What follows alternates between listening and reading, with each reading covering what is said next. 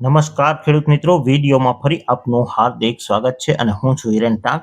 મિત્રો, રાજ્યમાં ચોમાસું ફરી એકવાર જોર પકડવા જઈ રહ્યું છે. ગુજરાત રાજ્યના વેધર એનાલિસ્ટ અશોકભાઈ પટેલ દ્વારા 22 થી લઈ અને 28 જુલાઈ 2026 સુધીની મોટી આગાહી સામે આવી રહી છે. તો આગાહી સમયમાં વાતાવરણ કેવું જોવા મળશે જેની સંપૂર્ણ માહિતી આપણે વિડીયોમાં મેળવીએ. પહેલા વિડીયોને એક લાઇક કરી, જે લોકો ચેનલ પર નવા હોય તે લોકો ચેનલને ખાસ સબસ્ક્રાઇબ કરી લેજો અને વિડીયોને વધુમાં વધુ આપના બધા ગ્રુપમાં શેર કરી દેજો, જેથી દરેક ખેડૂત મિત્રો સુધી માહિતી પહોંચી જાય.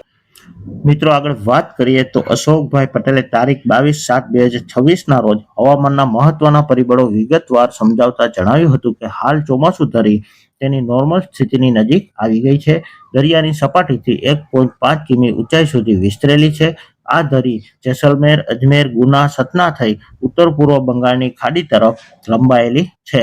આ ઉપરાંત 22° ઉત્તર અક્ષાંશ પર 3.1 થી 7.6 કિમી વચ્ચે ઈસ્ટ વેસ્ટ શિયર ઝોન સક્રિય છે, જે પશ્ચિમ અને મધ્ય ભારતમાં વરસાદ વધારવામાં મદદરૂપ બનશે. સાથે જ મધ્યપ્રદેશ પર અપર એર સાયક્લોનિક સર્ક્યુલેશન યુએસસી છવાયેલું છે. વધુમાં 23-24 જુલાઈ આસપાસ ગુજરાત પર 500 એચપીએસ સ્તરે નવું યુએસસી 2 દિવસ માટે બનવાની શક્યતા હોવાથી મેઘમહેર માટે સ્થિતિ અત્યંત અનુકૂળ બની રહી છે.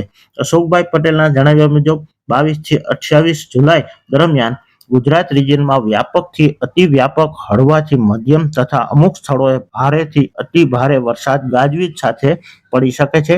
50% વિસ્તારમાં 100 થી 150 મીમી, લગભગ 4 થી 6 ઇંચ.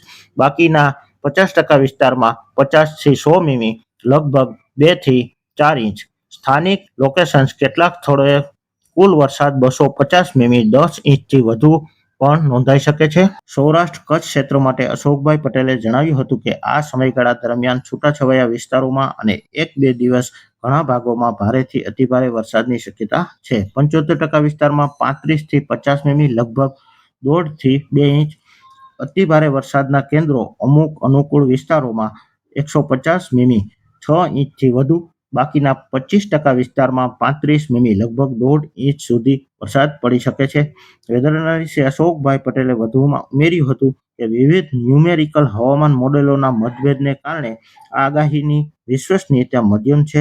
જો કે જો યુકે મોડેલનું સોલ્યુશન સાચું સાબિત થાય અને મેસો સ્કેલ પરિબળો સાથ આપે તો સૌરાષ્ટ્ર કચ્છમાં હાલ દર્શાવેલી આગાહી કરતાં નોંધપાત્ર વધુ વરસાદ થવાની 50% શક્યતા પણ રહેલી છે. ટૂંકમાં 22 થી 28 જુલાઈનો આ સમયગાળો સમગ્ર ગુજરાત માટે ચાલુ ચોમાસાની સિઝનનો સૌથી વધુ સક્રિય અને ધમાકેદાર વરસાદી તબક્કો સાબિત થઈ શકે છે. ભારતીય હવામાન વિભાગના બુલેટિન તથા વર્તમાન હવામાન પરિબળોનું વિશ્લેષણ કરતા અશોકભાઈ પટેલે જણાવ્યું છે કે આગામી તારીખ 22 થી 28 જુલાઈ 2026 દરમિયાન સૌરાષ્ટ્ર, કચ્છ અને ગુજરાત રિજિયનમાં વરસાદનો સારો અને સક્રિય રાઉન્ડ આવવાની પ્રબળ શક્યતા છે.